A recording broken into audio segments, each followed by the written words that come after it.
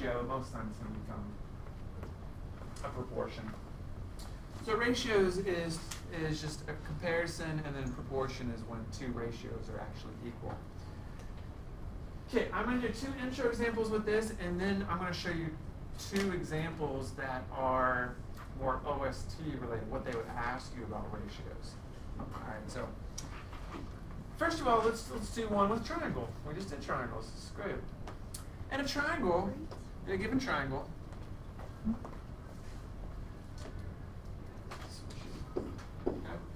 in a given triangle, the ratio of the measures of three sides is 4 to 6 to 9. This is called an extended ratio. Well, it's not just two things, there's three of them together, or more. The perimeter of this triangle is 380 inches. Find the measures of the sides of the triangle. Now, there's two ways to do this. You can set up three proportions and solve. Another way to do it is to think of this ratio, it's a constant value. So like one of the sides is going to be 4 times some value. I'm going to call it x. One of the other sides is 6 times some value. And the third side is 9 times some value. And what we can do, so I'm doing it, rather than doing a couple proportions, I'm actually doing an alternate method. What we can do is the perimeter is 380, and I kind of just wrote down the three sides that make up the perimeter of the triangle. So here's my equation. 4x plus 6x plus 9x equals 380. So these are the sides. Okay, I know angles you might say 180, but for the sides, it's the perimeter. Does it matter where the numbers? Does it matter where we put the numbers? What? Oh, no. On the triangle, no. You actually don't even have to draw a picture. I'm just showing you what was actually happening. So 6 and 9 plus 4, it's 15, and 4, it's 19x equals 380. And then divide by 19, and we would get 2, so 20.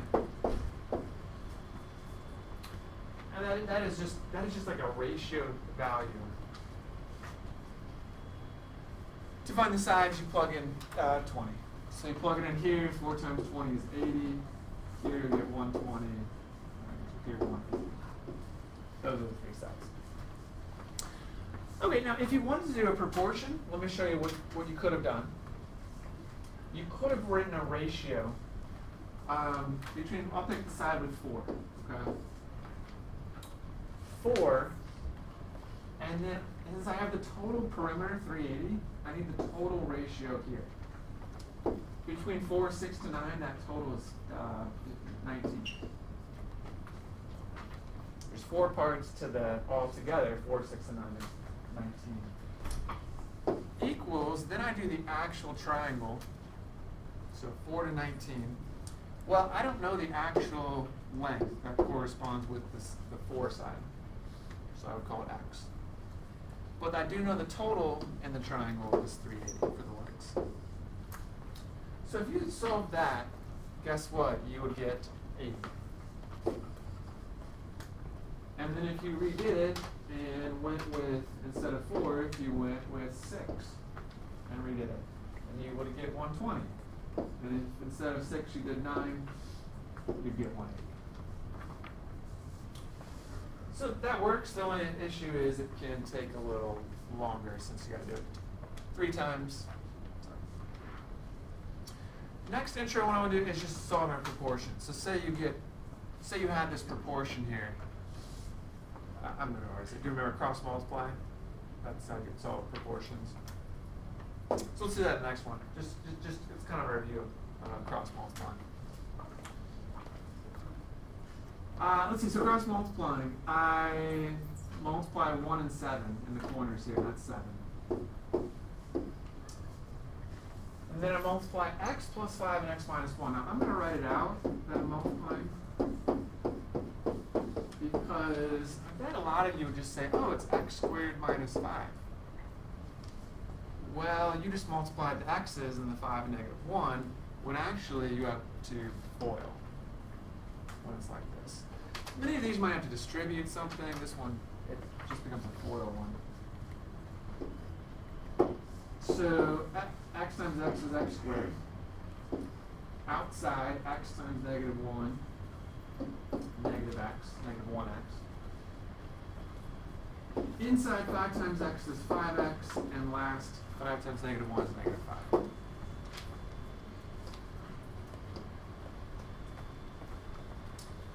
Okay, so combine like terms, and I'll have x squared here, 5x and negative x will be 4x. Now, all I'm going to have is x squared and x and a number term, so I'm going to need to factor. So I'm going to go ahead, I'm just saying this, I'm going to go ahead and subtract 7, and I'll get negative 12 over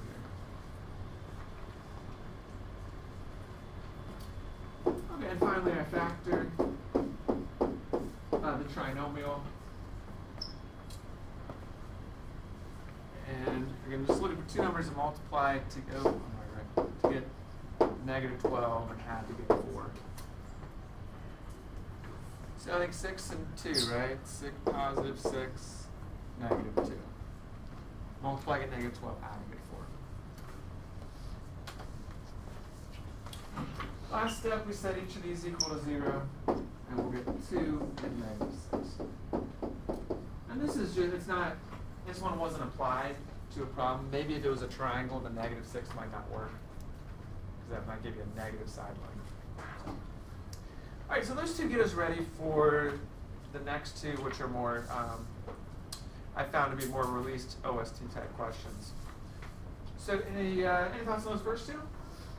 Writing ratios, doing proportion, solving. Okay, the next one, I've really grown fond of these. I like these. These, it's finding a ratio. Okay, it's finding a ratio from a grid. And I've actually found two ways to do this. So here we go. Given collinear points, I have to say that because you need to know these 3 points on the same line. They're not just like 3 points, different points on the grid. Find the ratio RS. There you go, Natalie. RS to RT. So really, well, I wrote it. I changed it here. RS over RT. Let's plot these first. So negative 6, 5. Or negative 6, 8. Negative 6, 10. 2. I made these vertical, and then the next in part B it's not. Okay, so you plot them. They're all collinear, and shows there as well. Guys, all this wants is a ratio. It's pretty simple. This is a length. The length of RS is 30. It's vertical or horizontal, you count. The length of, well, okay, not. I was going to do ST. The length of, so here, 3. The length of RT, 1, 2, 3, 4. No, that's it.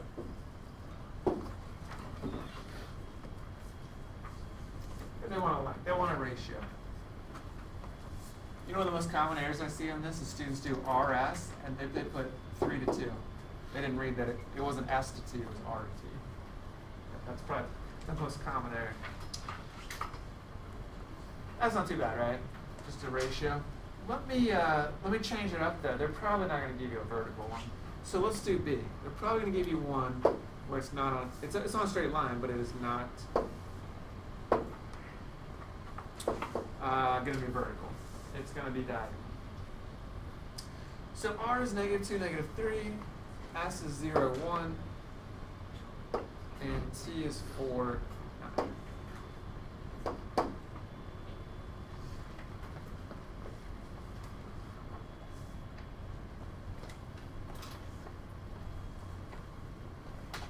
Again, the only way this works, they have to be on the same line.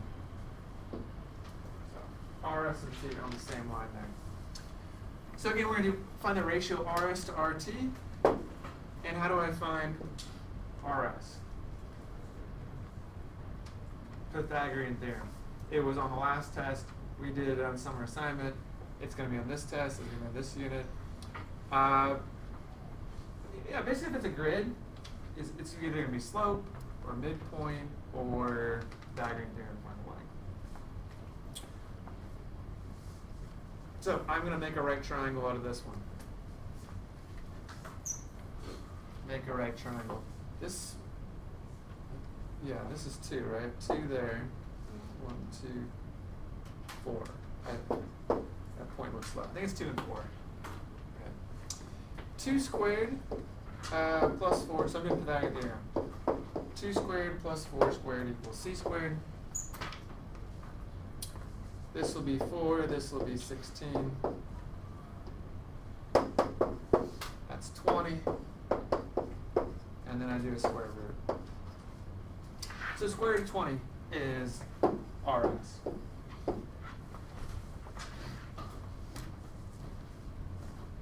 Okay.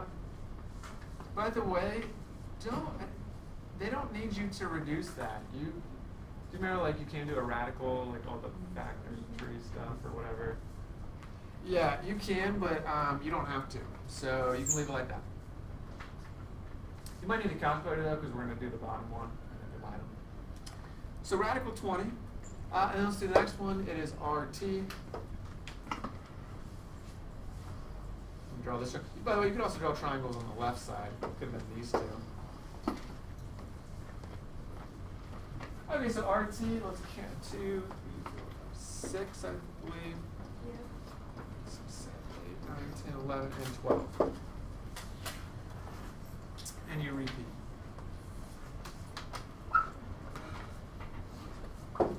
Six squared plus 12 squared equals c squared. That's 36. This is 144. So you get 180. And don't forget to do a square root. All right, so that's the ratio. Most of the time, these end up being I don't want to say whole number. Like the numerator and denominator are usually whole numbers.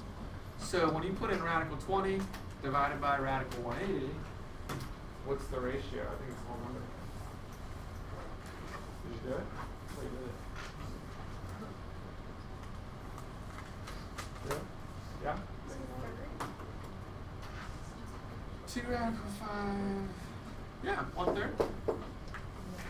You get 0.33 repeating. You can change. And that's fine. You can write. Unless they say write it as a fraction, but you could also say 0.33. I would prefer this way. Okay, don't flip the page yet, because I want to show you something else very quickly. So guys, Pythagorean theorem, not too bad, right? This will definitely be on your test. They released several of these questions. Any thoughts on this one? Don't flip it yet. Hey, so last year I had a student who was like, wait, could this work? And they showed me this graphical approach. I was like, actually, yeah. Here's what they did. I thought this was very clever. You start with one of your points that's closest to S. Okay, so you can't start with T. This wouldn't work. Whichever endpoint is closest to the middle one. They counted rise over run. So we get rid of this for a minute. So it's here, no, 0, 1, and then.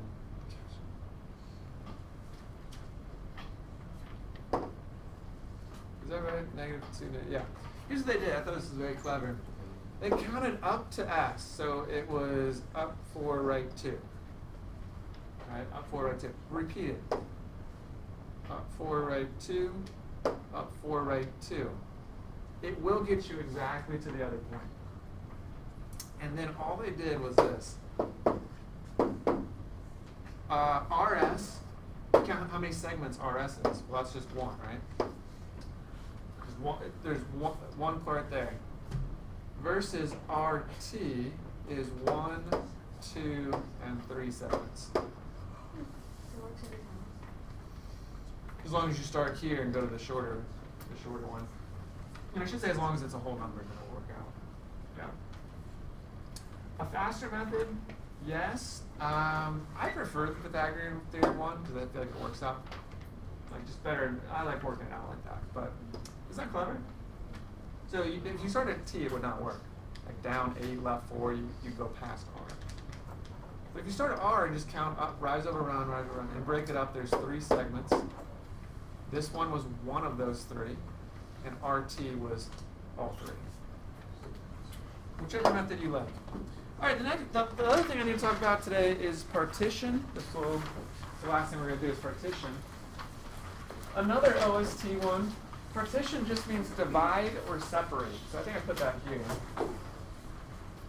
You guys heard that word partition before?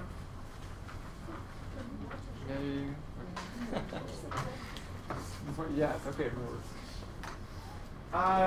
partition, so it's a line segment again. So you're going to have a line segment. It's on the lines of, it's very similar to the last one, but a little different. It's going to say, all right, find a point that partitions or separates this into a ratio of whatever, 2 to 5, or 1 to 3.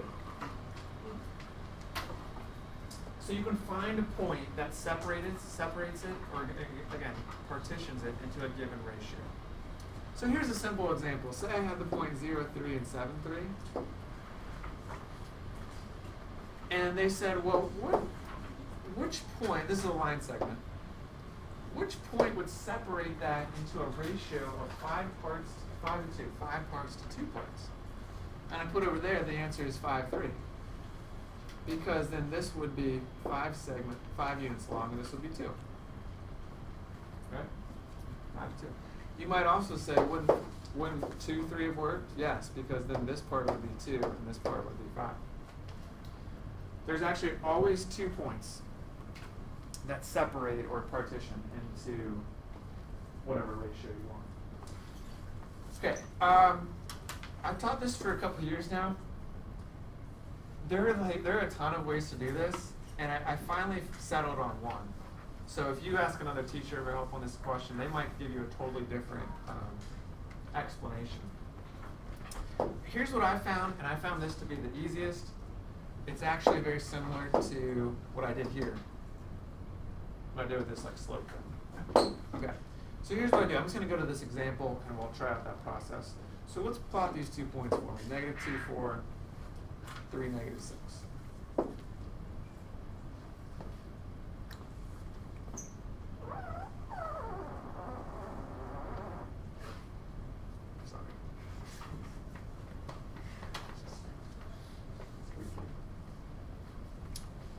So find a point that partitions or divides or separates these 2, it's a line segment, into a ratio of 3 to 2.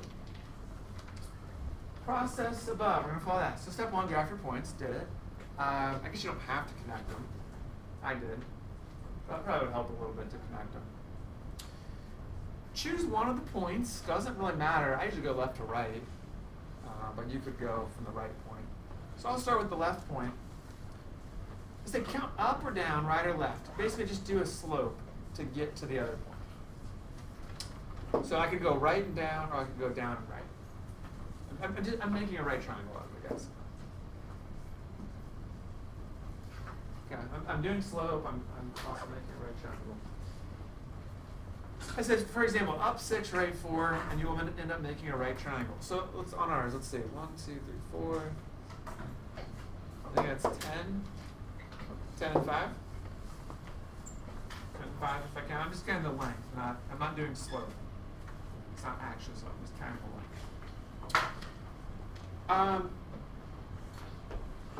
Divide. So instead of going down 10 and right 5, what I'm going to do is find the total here. There's 5 parts. It's a ratio of 3 and then 2 parts. So there's 5 total. Right, 5 total. So then you just divide each of these by your total ratio. And this is pretty much it. I divide 10 by 5 and get 2. I divide 5 by 5 and get 1. So what do those 2 and 1 mean? It's step 4. You then mark your points based on these 2 and 1. So here's what I mean. I started here and went down 10, right 5, right? Instead of doing that, I'm going to go down 2 and right 1 and do that all the way. it's out. And I have now separated it into, you can see 1, 2, 3, 4, 5 little segments. And they're all equal. So then, all you got to do is just look, and there's always two. It says find a point that separates our partitions into this ratio. So you wanted one that was 3 parts to 2 parts. Well, here's 1, 2, 3 parts. So you choose that point, and then there was the remaining 2. So then you just name that point 1, negative 2.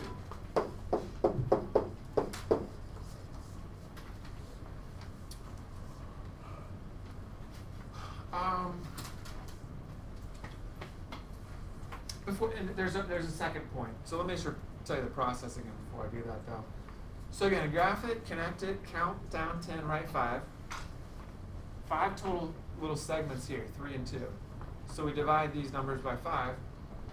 And instead of going down 10, right 5, we go down 2, right 1 continually. So it's kind of like a slope, you know.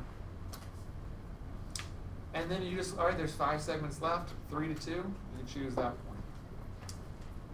Now, you could go the other direction. So I could go 1 segment here, 2 segments here, 3 segments here, and choose that point, and then there's 2 left over. So I could have also chosen 0, 0.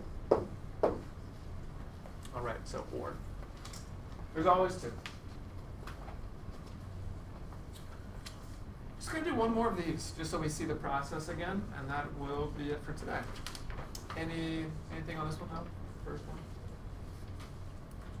A lot of graphical stuff today, I'm finding. A lot of grid. Okay, so last one I want to do, I think I said find both of them here. Yeah. So it's the same idea. RH is a segment. -9, -2 is one endpoint. That doesn't say. Maybe R doesn't matter. 6, 8 is the other one. Well, that one H. Probably connect them. We actually don't have to, but it might be beneficial too. Find 2 possible locations. So the last one we ended up finding both. For point J, so that J divides the segment RH into 2 parts with lengths in this ratio. So it didn't say the word partition, but it is a partition question.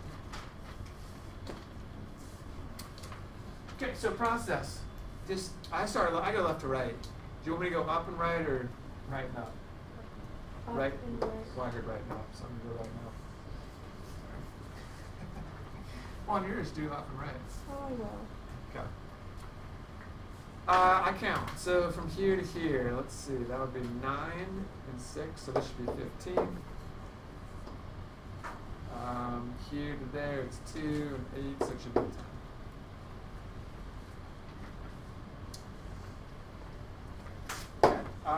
The total, I made it similar to the last one, but instead of 3 to 2, 4 to 1. So the total segments here will be 5 that we created. 5 equal segments. What do I do with the 5? Divide each of these by 5.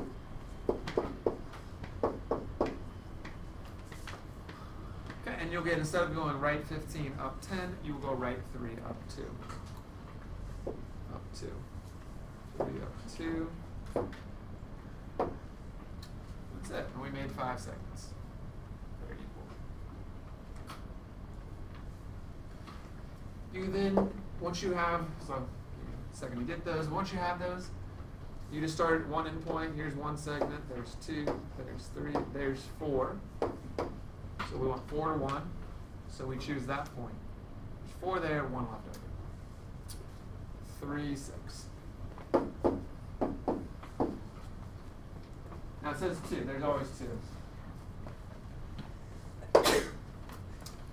So now I just go the other direction. I start at H. 1 segment there, 1 segment there, 3 and 4, and there's 1 left over. That point is -6.